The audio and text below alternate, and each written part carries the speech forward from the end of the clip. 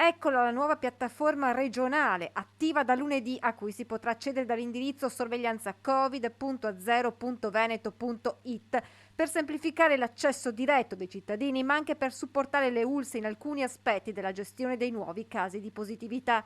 4 le sezioni in cui è diviso il portale, ad iniziare da quella informativa. Che dice che cosa significa isolamento, cosa significa quarantena e che cosa bisogna fare. Poi ha la possibilità di accedere alla prenotazione del tampone, come abbiamo detto, questo senza SPID. Nel caso in cui il soggetto risulta ancora positivo, questa è un'altra cosa che abbiamo inserito nel provvedimento del nuovo piano di sanità pubblica, può rifare il tampone non più aspettando 7 giorni, ma abbiamo accorciato alla metà, quindi fra 3-4 giorni.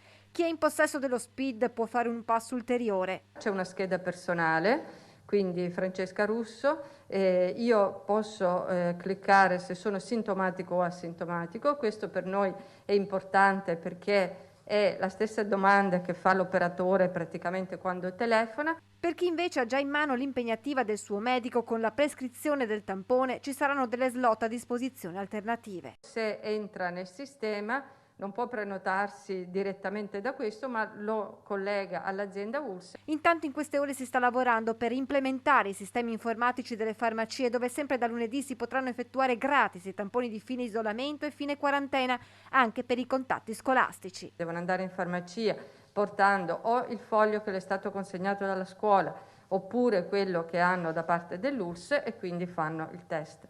Per quanto riguarda il fine isolamento, anche lì è chiaro che bisogna avere o la mail dell'ULSS oppure insomma del medico. E la dottoressa Russo insieme al gruppo di lavoro nazionale è impegnata per rivedere le regole delle quarantene.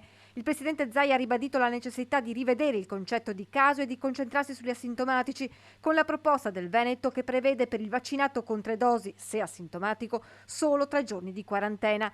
E poi c'è il nodo più difficile da districare, quello delle scuole, con una prima modifica comunicata ieri sera che riguarda gli studenti con disabilità nel caso di 2 o 3 positivi in classe. I disabili possono, con l'organizzazione della scuola, se questa lo consente, continuare in presenza. All'inizio della prossima settimana le regioni che hanno già presentato le proprie proposte incontreranno il governo. Noi ci aspettiamo una risposta positiva